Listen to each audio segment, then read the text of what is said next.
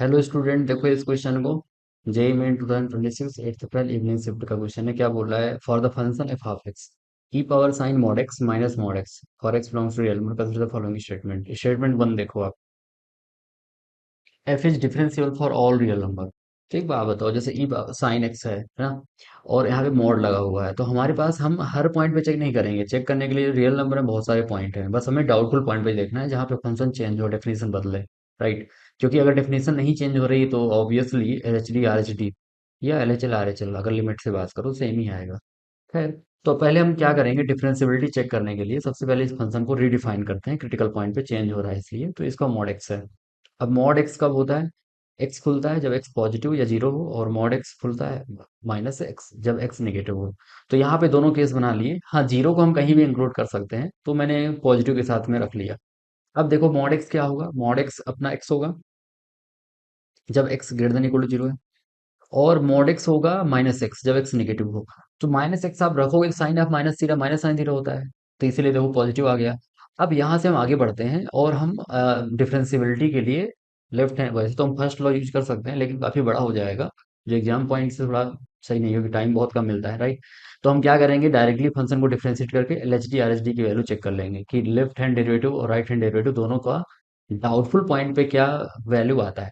तो देखो आप सबसे पहले डिफरेंशिएट किया एक्स ग्रेटर देन जीरो के लिए, तो ई पावर समथिंग आई, ई पावर समथिंग का ई पावर समथिंग, फिर समथिंग का कॉस एक्स चैन रूल लगा दिया, एक्स का माइनस वन आ गया।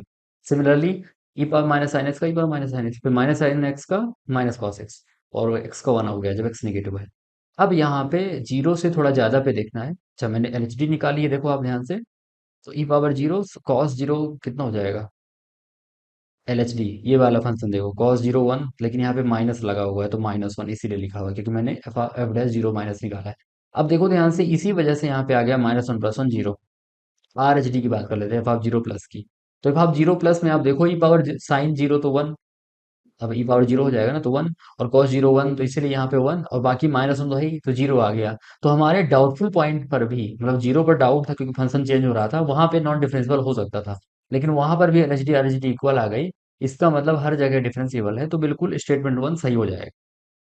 अब आते हैं स्टेटमेंट टू में। इन्होंने इंक्रीजिंग डिक्रीजिंग की बात करी है। तो इंक्रीजिंग डिक्रीजिंग का सबसे बेस्ट तरीका क्या है, क्या देख लो। हाँ, फंक्शन बढ़ की वैल्यू बढ़ती जाए मतलब उसकी स्लोप क्या होगी, पॉजिटिव, तभी तो बढ़ेगा वैल्यू। स्लोप मतलब डेरिवेटिव, तो इसलिए हमने क्या किया कि ये इंटरवल निगेटिव है, तो अपना बस एक ही फंक्शन यूज होगा जो निगेटिव वाला है। तो हमें ये देखना है एफ डैश कैसा है इसमें, तो हमने एफ डैश की डेफिनेशन देखी ये वाली। अब इस चीज का एनालाइज करना है हमें, इस चीज का एनालिसिस करना है, इसको एनालाइज करना है जब नेगेटिव इंटरवल है, क्योंकि ये पूरा नेगेटिव इंटरवल ही तो है इस इंटरवल के लिए। राइट। इसमें आप अगर ध्यान से देखो, मैंने छोटा सा ग्राफ बनाया हुआ है साइन एक्स का।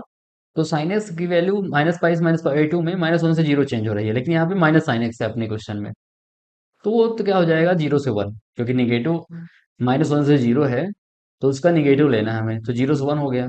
मतलब ई के पावर में जीरो से वन इनपुट जा रहा है, तो ई पावर जीरो वन, ई पावर वन वन, तो वन से ई आउटपुट होगा नहीं पॉजिटिव, कुल मिला के।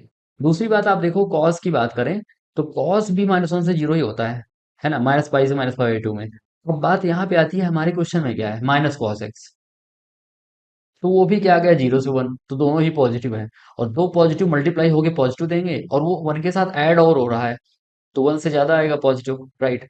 तो बेसिकली एफ डैश पॉजिटिव आ गया, इसका मतलब इंक्रीजिंग हो जाएगा। तो स्टेटमेंट टू भी सही है, स्टेटमेंट वन भी सही है, इसलिए option A is the correct answer. Okay, thank you dear students.